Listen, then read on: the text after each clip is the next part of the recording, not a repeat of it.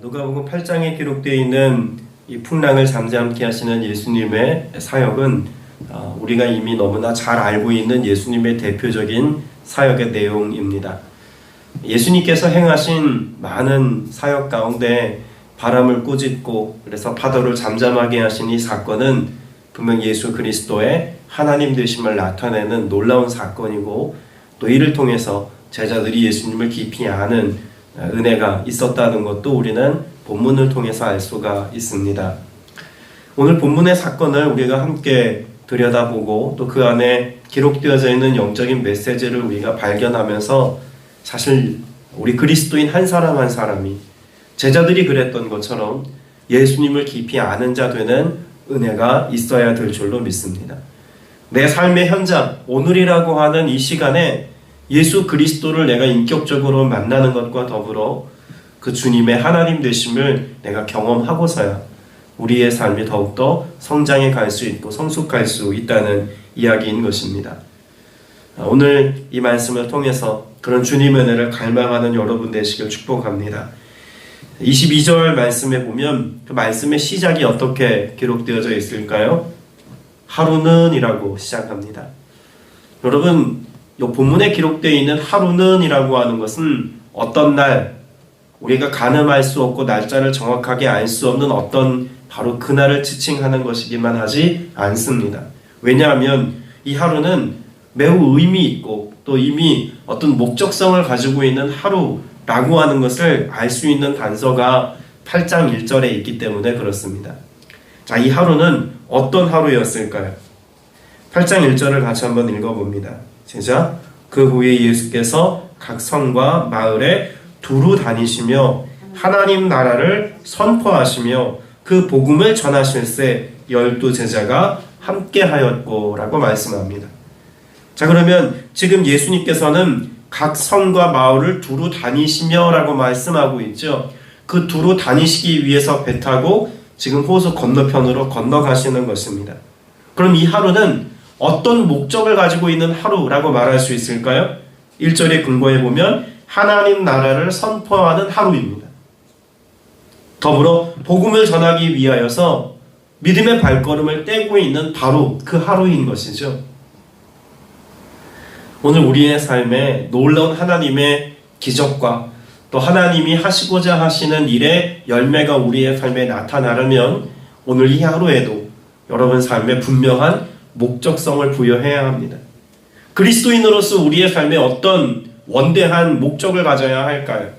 나를 통해서 하나님의 나라가 견고하게 세워지고, 나를 통해서, 내 입술을 통해서, 내 삶을 통해서 복음이 선포되게 하겠다라고 하는 내 인생의 부르심에 관한 분명한 목적이 있고서야 나를 통해서 하나님께서 하시고자 하시는 일들이 드러나고 나타난다는 것입니다.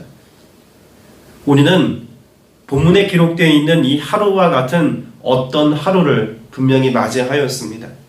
2022년 3월 28일 월요일이라고 하는 오늘 이 하루의 삶을 여러분이 마주했는데, 그냥 흘러가는 시간으로 내버려두는 하루가 아니라 하나님의 뜻에 초점 맞추진 하루를 살기 위해서 이 말씀이 여러분의 삶을 비추어 보고 조명해 보고 결단하고 또한 실천해 볼 수 있는 여러분 되셔야 할 줄로 믿습니다. 그런 목적을 가지고 있는 이 하루를 살기 위해서 예수님은 제자들과 함께 배에 오르셨습니다. 자, 그리고 예수님 말씀하시죠. 호수 저편으로 건너가자 하심에 이에 떠나라고 말씀합니다. 기존에 사역했던 사역의 현장에서 예수님이 떠나십니다. 그 떠남의 유일한 목적도 역시 무엇입니까? 하나님의 나라를 선포하고 그 복음을 전하기 위함에 있습니다. 자, 그런데 문제가 생겼죠. 23절에 보니까 예수께서는 배가 건너편으로 가는 과정 가운데 잠이 드셨습니다. 그런데 예수님이 잠이 드신 마침 그때 돌풍이 일어나게 되는 거죠. 그래서 광풍이 호수로 내리침에 배에 물이 가득하게 되어 위태한지라 라고 말합니다. 오늘 본문에 기록되어 있는 이 광풍을 우리가 생각해 보면, 여러분이 광풍은 짐작해 볼 수 있는 광풍이었을까요? 아니면 전혀 예측할 수 없는 광풍이었을까요? 사실 우리는 쉽게 생각해보면 예측 불가능한 광풍에 대해서만 생각합니다. 왜냐하면 돌풍, 광풍이라고 하는 것 자체가 뭐 지금처럼 기상예보가 좋은 것도 아니고 장비가 있었던 것도 아니니 분명 예측 불가능한 광풍입니다. 자, 그런데 이 팔레스타인 지역에 광풍이 일어나는 어떤 시간대가 있다는 것을 우리가 이해하고 본다면 적어도 그 시간만큼은 피하는 것이 통상이었을 것이다라고 유추해 볼 수 있습니다. 이 광풍은 언제 보통 일어났을까요? 이 광풍은요, 일교차가 극심하게 바뀌는 시간대에 광풍이 주로 일어났습니다. 그러니까 낮에는 아주 뜨겁다가 밤이 되면은 추워서 얼어 죽는 일들이 일어나는 지역이 팔레스타인 지역이죠. 그러면 적어도 낮과 밤이 바뀌는 일교차가 극심하게 온도차가 나는 어느 시간대, 그 시간대에는 위에 있는 공기가 아래로, 아래에 있는 공기가 위로 올라가면서 대기에 급격한 순환이 일어납니다. 그래서 오늘 본문 말씀에도 보면 광풍이 호수로 내리친다라고 말씀하고 있는 이 내용이 그냥 기록된, 의미 없이 서술된 말씀은 아닐 겁니다. 그렇게 급격한 대기의 순환으로 인하여서 마치 하늘에서부터 그런 호숫가로 바람이 쏟아져 내리는 것처럼 급격한 돌풍이 일어났습니다. 그럼 대기의 순환이 극심하게 일어나는 어느 시간대, 돌풍이 자주 일어나는 어떤 시간대가 이 지역에서는 있었다는 이야기예요. 자, 그러면 적어도 그 시간만큼은 피해 배를 띄우는 것이 상식인 지역이었다는 겁니다. 돌풍이 일어났는데도 배를 띄운 목적 어디에 있다고 우리는 말씀에서 찾아볼 수 있을까요? 여러분, 애초에 이 배를 띄우자고 말씀하신 분이 누구입니까? 예수님이죠. 22절에 보면 그들에게 이르시되 라고 말합니다. 그러면 이 명령은 지금 누가 하고 계신 거냐면 예수님이 하고 계신 거예요. 왜요? 호수 저편으로 건너가자 라고 하는 분명한 삶에 또 사역에 목적성이 있었기 때문에 그렇습니다. 그래서 이에 떠다라고 말하죠. 어쩌면 제자들의 상식 수준에서 생각하자면 예수님 지금 시간대는 위험합니다.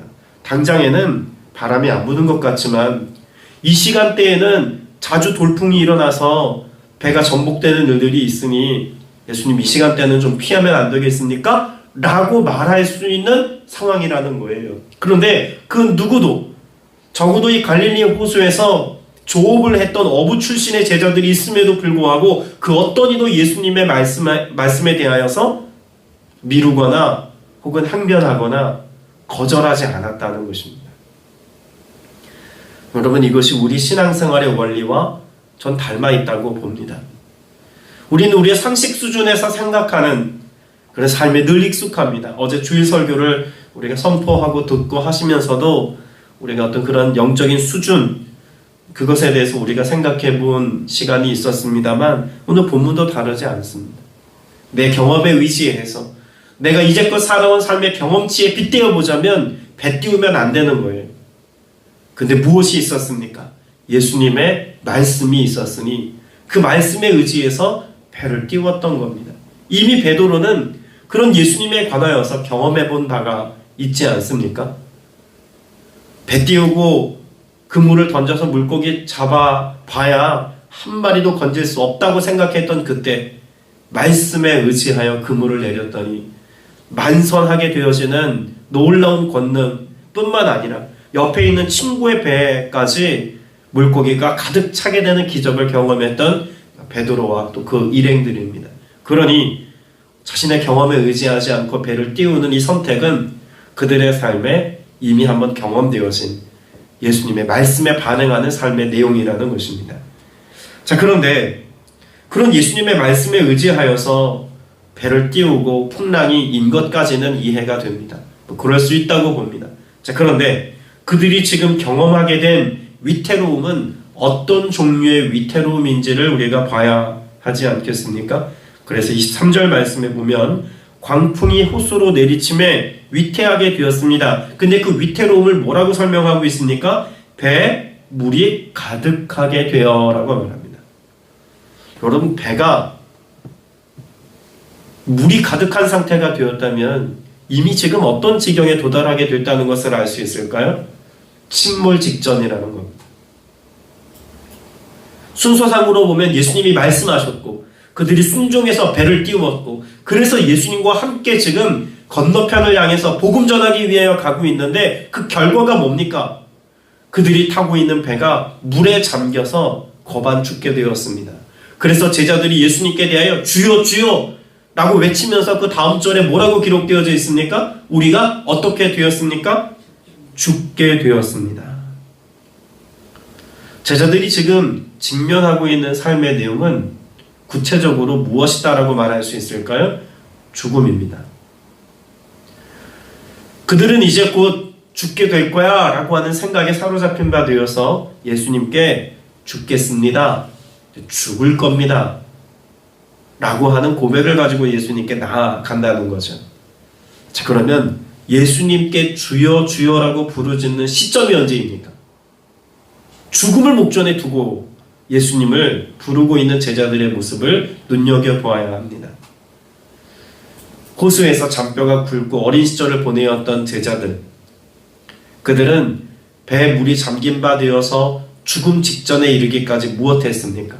내 힘으로, 내가 할 수 있는 방편으로 피곤하여 예수님이 죽은 듯 그렇게 주무시고 계신 그 시간, 내가 할 수 있는 것들을 가지고 열심히 해보다가 결국 죽음을 목전에 두고서야 주님의 이름을 부릅니다. 신앙생활은 어떤 인생의 고난 앞에서 더 뜨거워진다는 이야기를 종종 하곤 합니다. 인생의 극단의 위기 앞에서 우리 믿음이 더욱더 한 단계 성장한다는 고백을 듣기도 합니다. 이유가 뭘까요? 그런 극도의 죽음과 위기 앞에서야 비로소 주님을 부르짖기 때문에 그렇습니다. 그러면 그런 비단 극도의 위기나 어려움이 아니고서도 매일 매 순간의 삶 속에서 주님의 이름을 부르짖고 주님의 도우심을 갈망하고 그 은혜를 누리는 삶을 산다면 굳이 위기의 때에만, 어려움의 때에만 신앙이 성장하지는 않을 겁니다.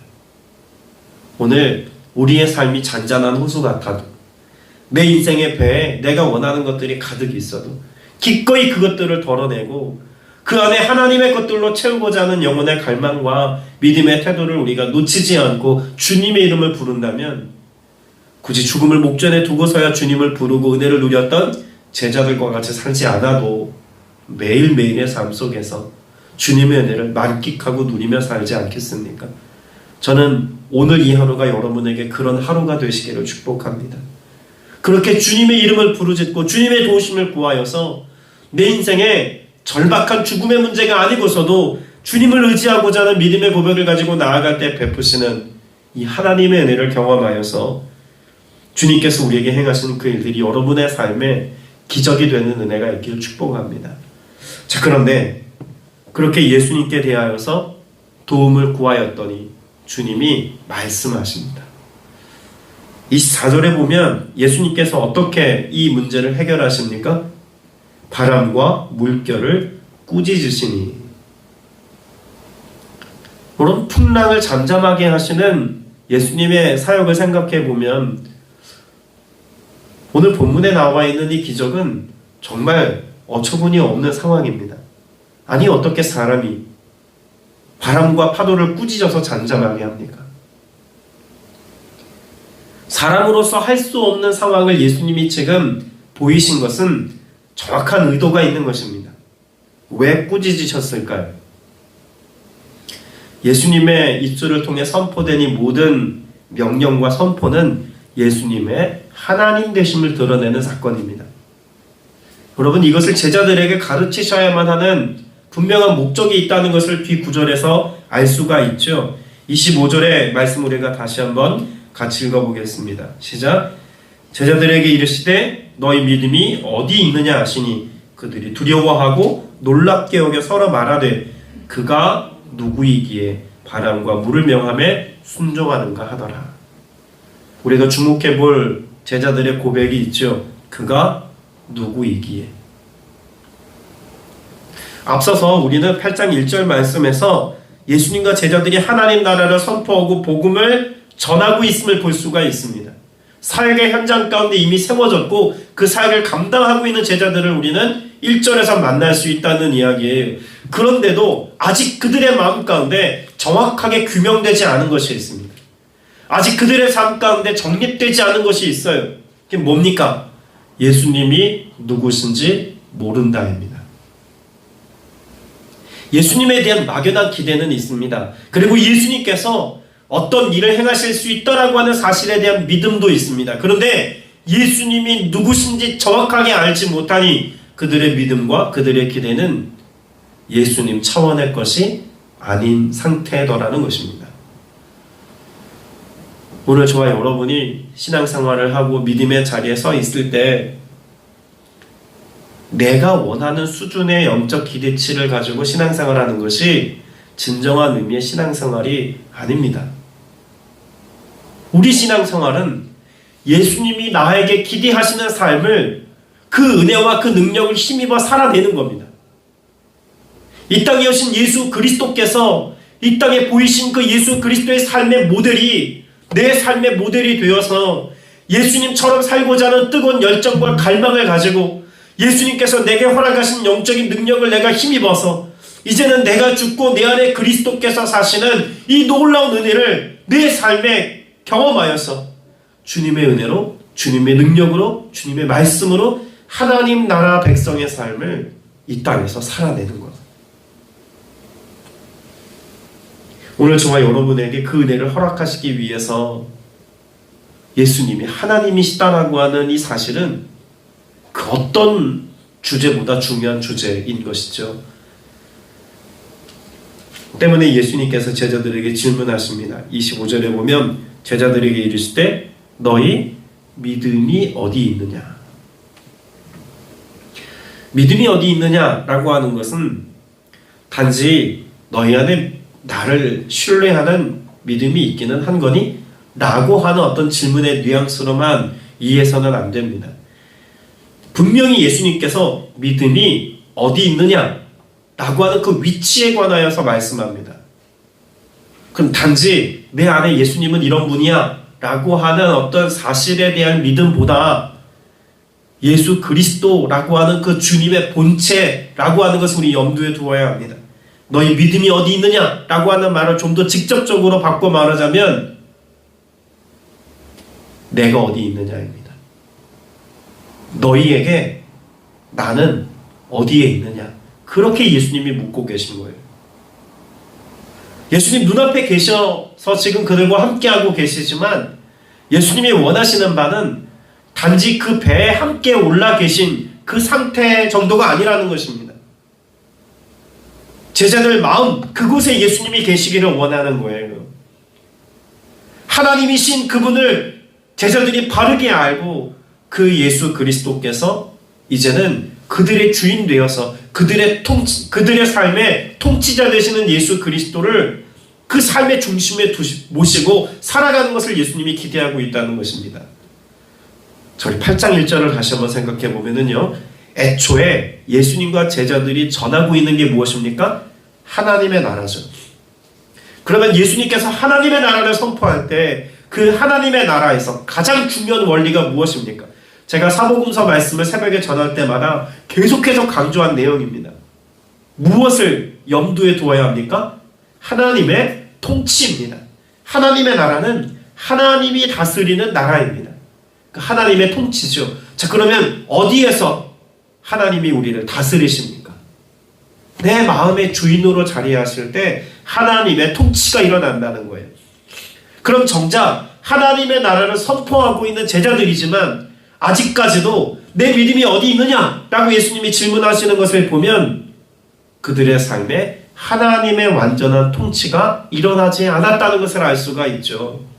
예수님이 아직 누구신지조차 정확하게 모르고 있습니다.